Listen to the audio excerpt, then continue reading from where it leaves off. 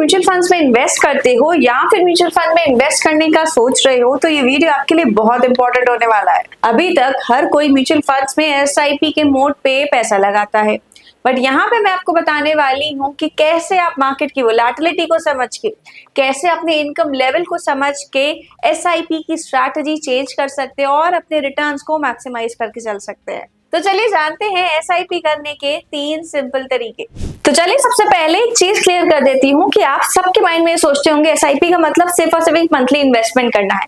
जी नहीं, एसआईपी का मतलब होता है सिस्टमैटिकली इन्वेस्टमेंट को प्लान करना, मतलब एक सिस्टम बनाना और उसको रूल्स को फॉलो करना बिना ह्यूमन इमोशंस के। तो चाहे मार्केट ऊपर हो या फिर नीचे, आप कंसिस्टेंसी के साथ अपने एसआईपी प्लान को कंटिन्यू रखते हैं। तो चलिए सबसे पहले बात करते हैं फर्स्ट स्ट्रैटेजी की, जो कि हमारी फिक्स्ड अमाउंट की एसआईपी। ठीक है, तो ये बहुत ही कॉमन स्ट्रैटेजी है और शायद आप सब लोग कर भी रहे होंगे। तो इस स्ट्रैटेजी में क्या होता है, आप हर महीने एक फिक्स अमाउंट अपनी सैलरी या फिर अपनी इनकम का किसी भी म्यूचुअल फंड में डालते हो। ठीक है, यहाँ पे सेम अमाउंट सेम डेट को हर महीने कंसिस्टेंसी के साथ आपके बैंक अकाउंट से डिडक्ट होके उस म्यूचुअल फंड में चला जाता है। तो जब मार्केट गिरता है, एनएवी कम होती है, आपको ज्यादा यूनिट्स मिलते हैं उसी प्राइस के, और इसे ही कहते हैं हम रुपी कॉस्ट एवरेजिंग। तो आपको एक रियलिटी चेक बता दूं, ये स्ट्रैटेजी आपको रिटर्न को मैक्सिमाइज करने में हेल्प नहीं करती, बल्कि आपके बिहेवियर को ऑप्टिमाइज करने में हेल्प करती है कि आप कैसे कंसिस्टेंसी और डिसिप्लिन के साथ एक स्ट्रैटेजी फॉलो कर रहे हैं,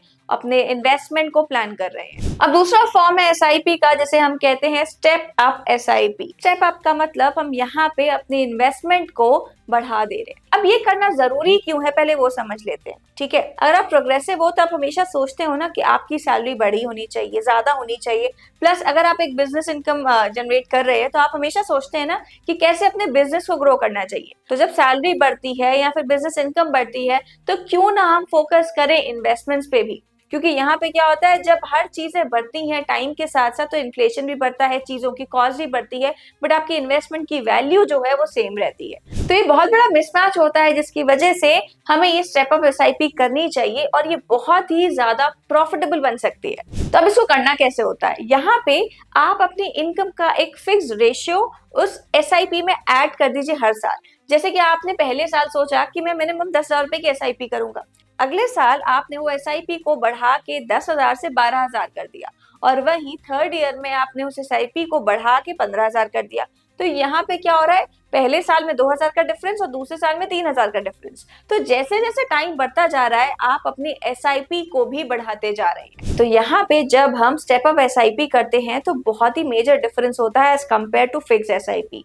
अगर फिक्स एसआईपी करते करते अगर हमारा कॉर्पस 1 करोड़ के आसपास बैठ रहा है, बट वहीं अगर स्टेप अप एसआईपी करते हैं तो हमारा कॉर्पस 2 से 2.5 गुना बढ़ सकता है। तो सिर्फ एक डिसीजन से कितना आपको रिटर्न में फायदा हो सकता है वो शायद अब आपको समझ में आ रहा होगा। अब बात करते हैं हमारे थर्ड फॉर्म ऑफ एसआईपी की, जिसे हम कहते हैं वैल्यू एवरेजिंग एसआईपी। ये स्ट्रैटेजी बिगिनर्स के लिए नहीं है, बट आपको समझना बहुत ज्यादा जरूरी है। इस स्ट्रैटेजी में आप एक फिक्स अमाउंट नहीं इन्वेस्ट करते हो, ना हर महीने ना ही हर साल अपना इन्वेस्टमेंट बढ़ा रहे हो, बल्कि यहाँ पे आपने अपना एक पोर्टफोलियो का टारगेट बना लिया है। फॉर एग्जाम्पल, आपने टारगेट किया है कि आप एक साल में 1 लाख इन्वेस्ट करोगे या फिर 2 लाख के आसपास इन्वेस्ट करोगे, वो आपकी इनकम पे डिपेंड करता है। तो यहाँ पे हम क्या कर रहे हैं, वैल्यू पे फोकस कर रहे हैं।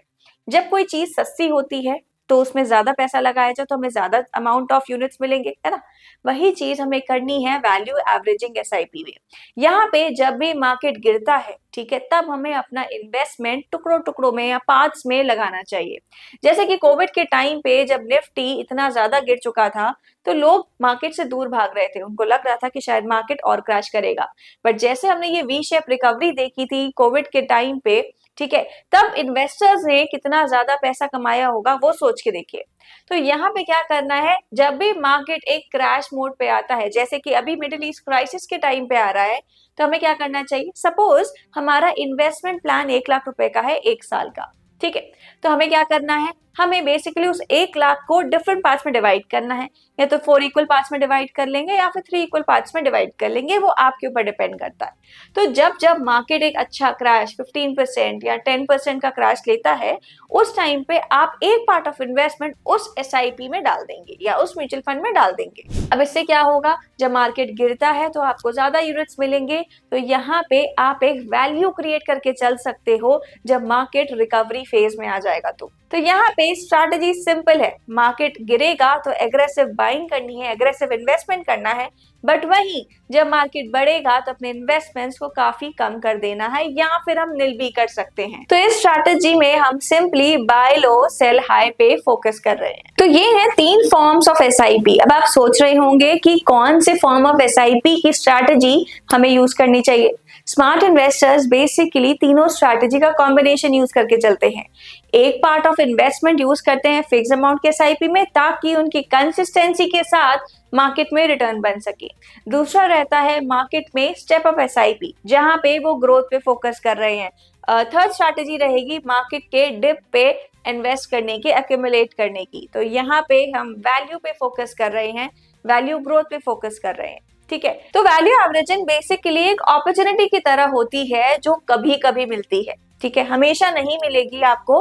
तो इसीलिए तीनों स्ट्रैटेजी के कॉम्बिनेशन में इन्वेस्ट करना ही आपके लिए सबसे बेटर स्ट्रैटेजी रहेगा इन्वेस्टमेंट्स के लिए। तो ये था हमारा एक छोटा सा ओवरव्यू कि एसआईपी को किस तरीके से करके चले। अगर आपको ये वीडियो पसंद आया हो तो लाइक करें, सब्सक्राइब करें और शेयर करना ना भूलें। मिलेंगे नेक्स्ट वीडियो में कुछ नए अपडेट्स के साथ।